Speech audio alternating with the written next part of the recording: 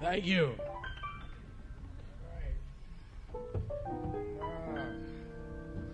Well, you know you've made it when you're playing out by the airport.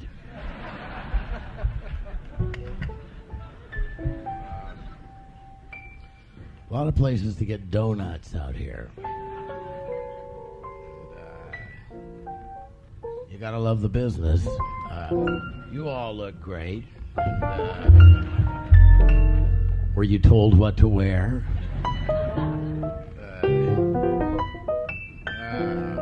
Okay. Well, gee, it's like a small club. Well, let's see. Well, you know, some songs come out of the ground just like a potato. Others, you have to make them out of things you found. Like your mother's pool cue and, you know, your dad's army buddy and your sister's wristwatch and that type of thing. You'd be surprised what you could find if you're, you know, resourceful. This one, I ran into a guy I hadn't seen in about 20 years, and then he told me of various things that had happened to him, and all of them were terrible. And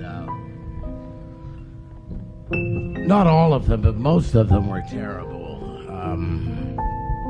Anyway, so this is kind of about that.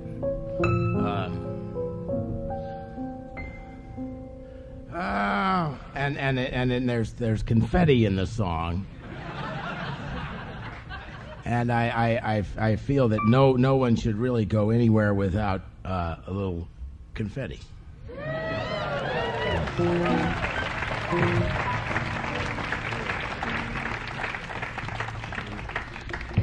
My favorite bumper sticker, or my current favorite bumper sticker: horn broken, watch for finger. See me after the show if you want one for your own.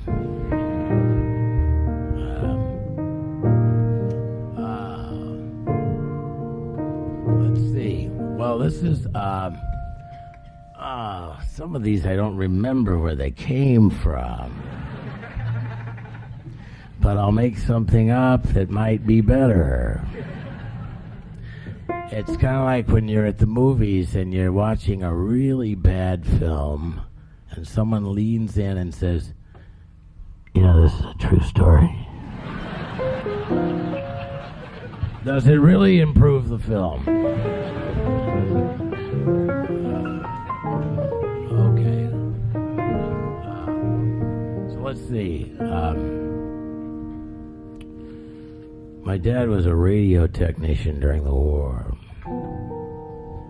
So I started building crystal sets and when I was a kid, and I was so excited. It almost sounded like, for me, if you build your own radio and then you turn it on, it's like you've also produced the music. You make a connection with it that you don't make when you go to the store and buy a radio. So I felt like all the songs that came out of the radio, I had a lot to do with them. And some of them stick in your head for a long time. I wrote this song when I was 7 years old.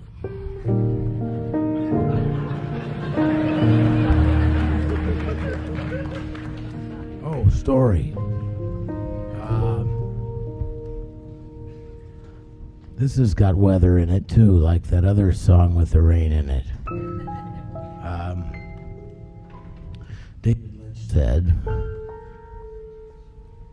that you need a very comfortable chair, and you have to be very, very quiet if you want to catch the big ones. And I don't know what that means as it relates to this. Sylvia Miles, though, said that people will come and go, men will come and go, but theatrical memorabilia will never let you down. as long as you keep it in the laminated clear plastic. And you just wipe it down with a wet towel. A lot of people prefer that over people themselves. You know, they say the way you do anything is the way you do everything. I like that one.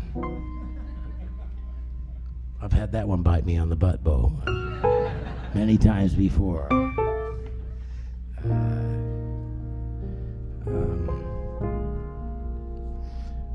Oh, here, this is what this is about.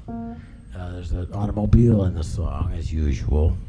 And my wife says that I write two different kinds of songs, Grand Weepers and Grim Reapers.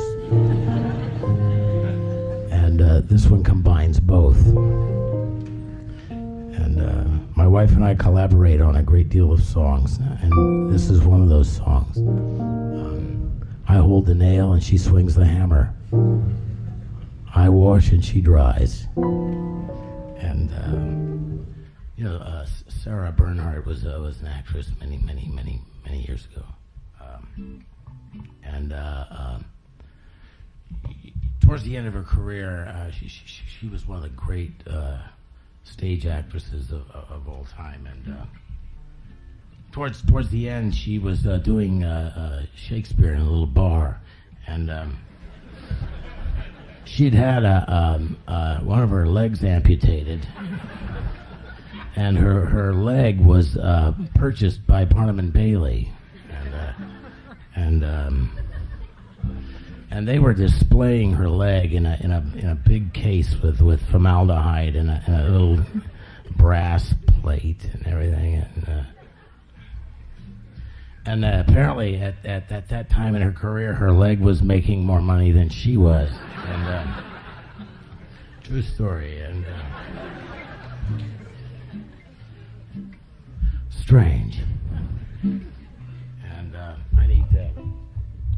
So whenever I get depressed, I think about that. And I say, oh God, it's so bad. I got a letter from a 9-year-old kid in Michigan. He says, I brought one of your records to school and I got in a lot of trouble. Can you help? I swear to God. And I said, listen, I got things. I have a... You may not think that I have a life, but I do have a life. I can't drop everything and go to Michigan, for Christ's sake. Represent you in court.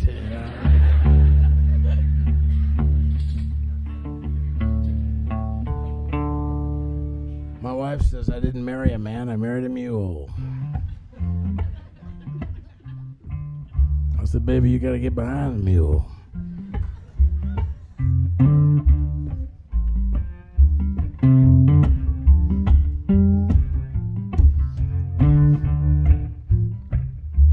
I guess at a certain point, folks stopped writing about animals and started writing about cars.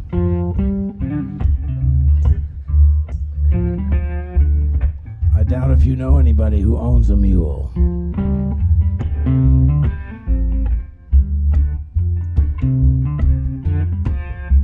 But I own a mule.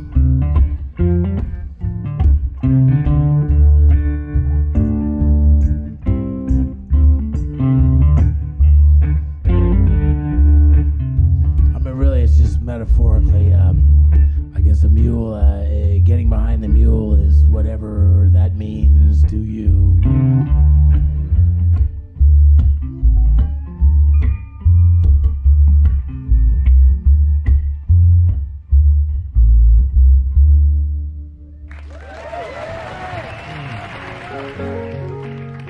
Actually, this is really was inspired by an old friend of mine named Larry Beezer, who I was staying at the Tropicana Hotel, and I got a knock on the door very late, and I was at a clap for the Tropicana. Excellent. I don't think I got any new towels for the whole, 9 years I was there. But I never asked. I didn't want to upset anybody. This is about, what was it about again? It was about the car.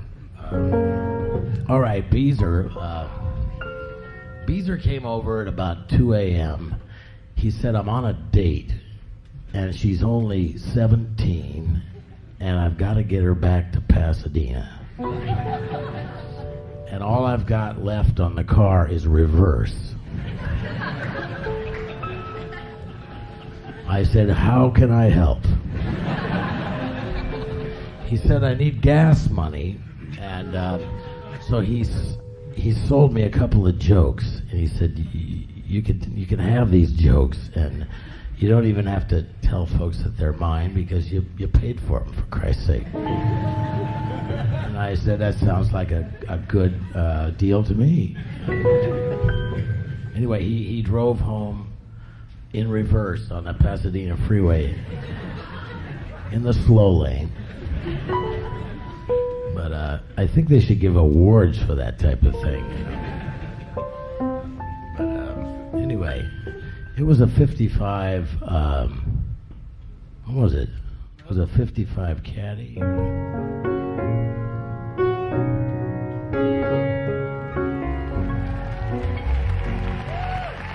Thank you. Oh, all right. Oh.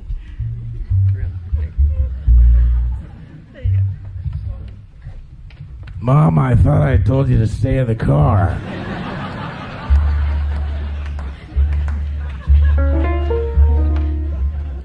That's family for you.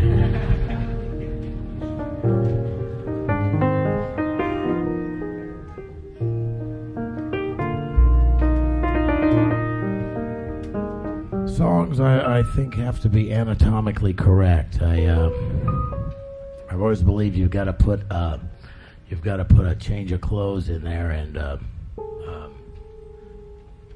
type of thing. You have to put the names of towns, and it's good to put something to eat in there as well, and some weather, and you just never know, because folks, you send them out there, and then people take those songs and they do things with them, and they need to have, it's like a Swiss Army knife. I don't know. That's the way I see it. That's the way they are to me.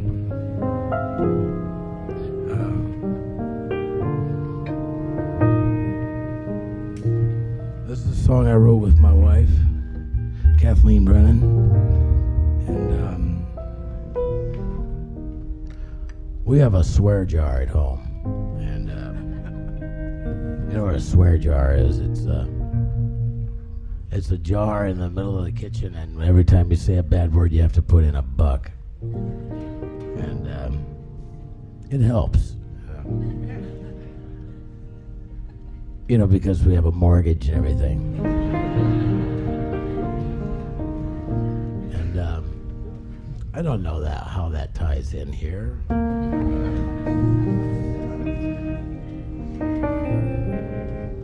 Oh, here's what happened. We had the swear jar, and the idea was over time. What you do is at the end of the month or whatever, you go and check out the money in the swear jar. Maybe you got like $40 or something. You go buy a tree, and then you plant the tree, and then you get the picture. And we took all those bad words and we made something good out of it. I got in the habit of getting up in the morning and putting in a 10. Just taking out a little insurance. We were coming home one night, and we'd had a really good month of no swearing, and my wife said to the whole family, okay, everyone's been really good, so for the next 5 minutes you can say anything you want in the car. That was fun.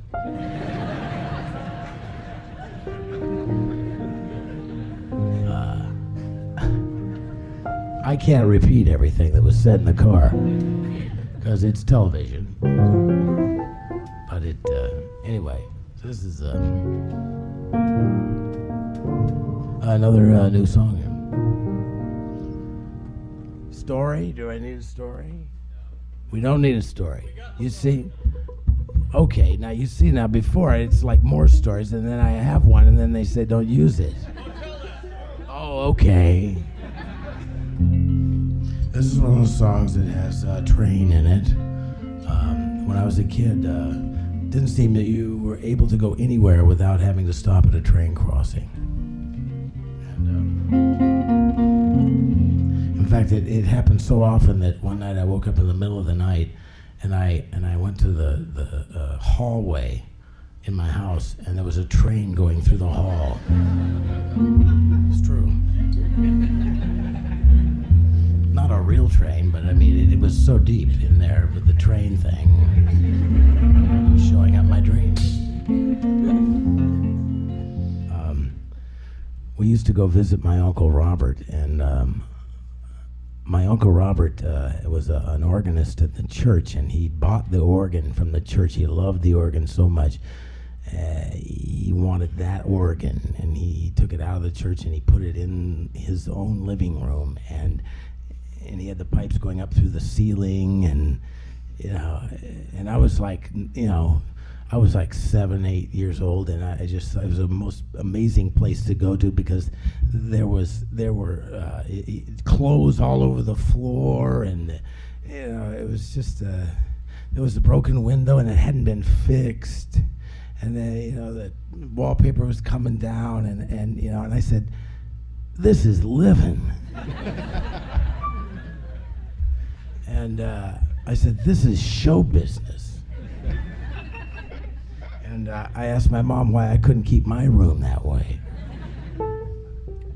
She said, "Tom, your Uncle Robert is blind."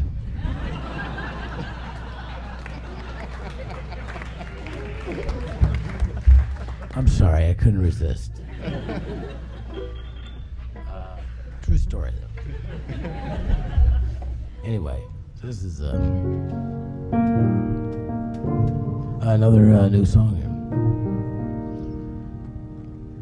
There's a house on my block that's abandoned and cold. How does it start? There's a house on my... Oh, see, it starts like the other one, only it's different.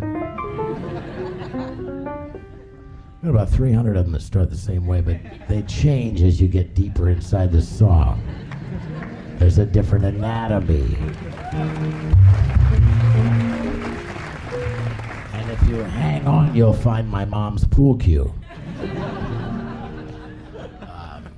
We're going to do a song that was inspired by my father-in-law.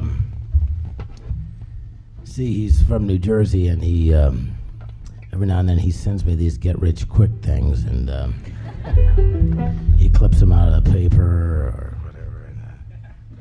This one was fascinating because it was a candy item, and it was they were called Testaments, and what happens if it's Sunday and you're not really you're not ready for church? Have a Testament. Just a little, and they're individually wrapped for freshness.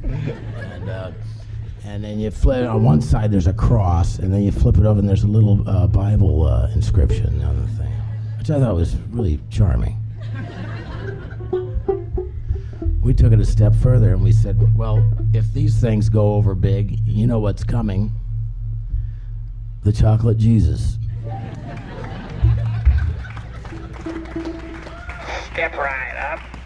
Everyone's a winner. Got bargains galore. That's right. You two can be the proud owner because the quality goes in before the name goes on. How about perfume? We got perfume. How about an engagement ring? Something for the little lady. Something for the little lady. 3 for $1. Get away from me, kid. You bother me. Get your chocolate Jesus and get it now.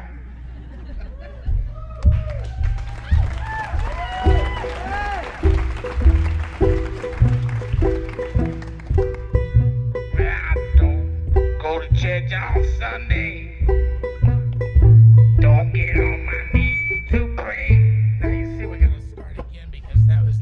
problem with the earlier take was there was feedback.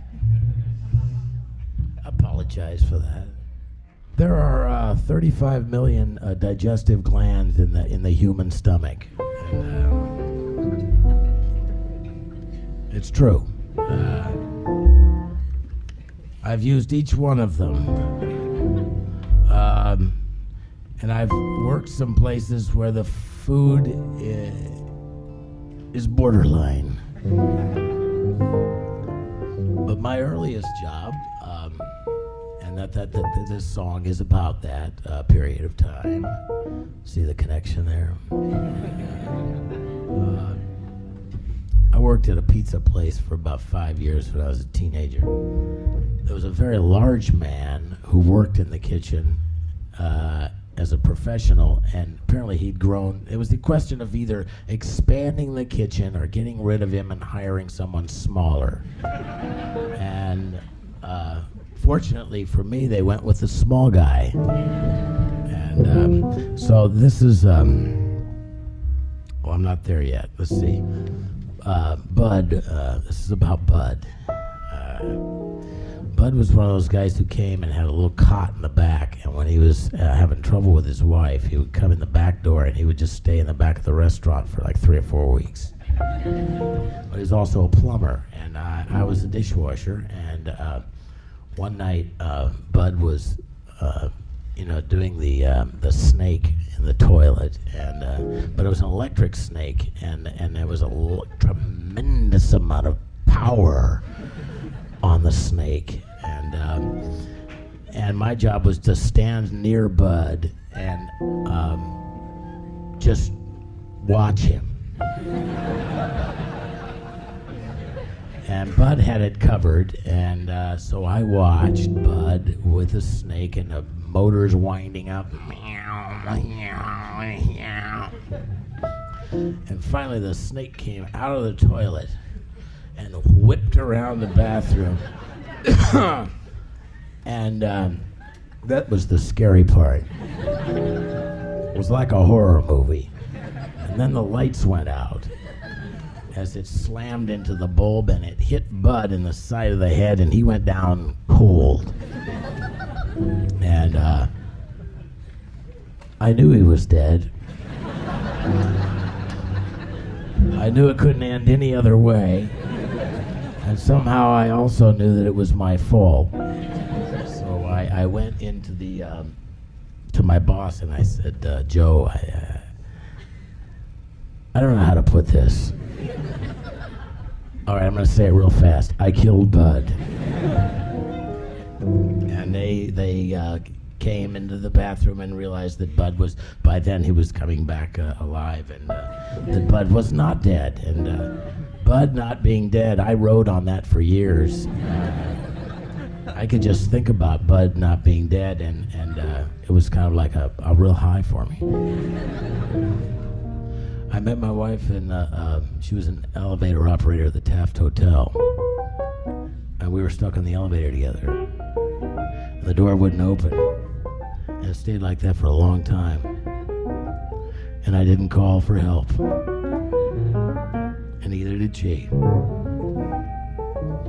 In those days, you could get into a cab and you could just say, "Take me to the Taft," anywhere in the USA. And they knew what you meant. Anyway, so when I was a kid, I had a neighbor that we all wondered about. But everybody has a neighbor that they wonder about. And then you grow up and you're the neighbor.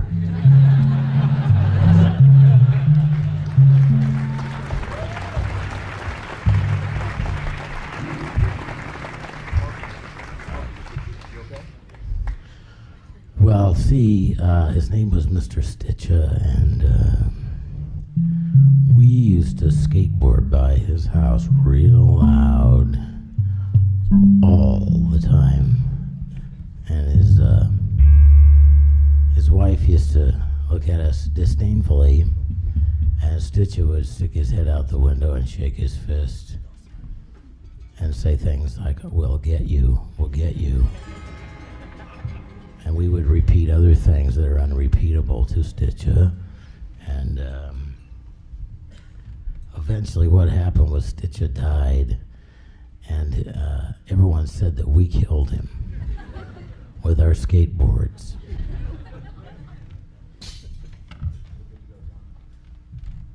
I don't believe that, but I did believe it when I was a kid.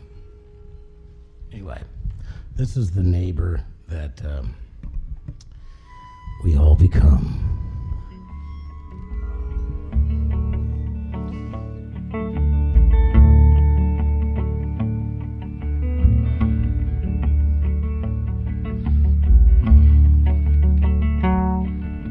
They hung a sign up in our town. If you live it up, you won't live it down. So she left Monterey, son, just like a bullet leaves a gun. On road and charcoal. But you know what? I'm going to start over because oh, thanks. Was that to encourage me to start over again? Or change songs? Or a different story, perhaps? I don't have to retell the story.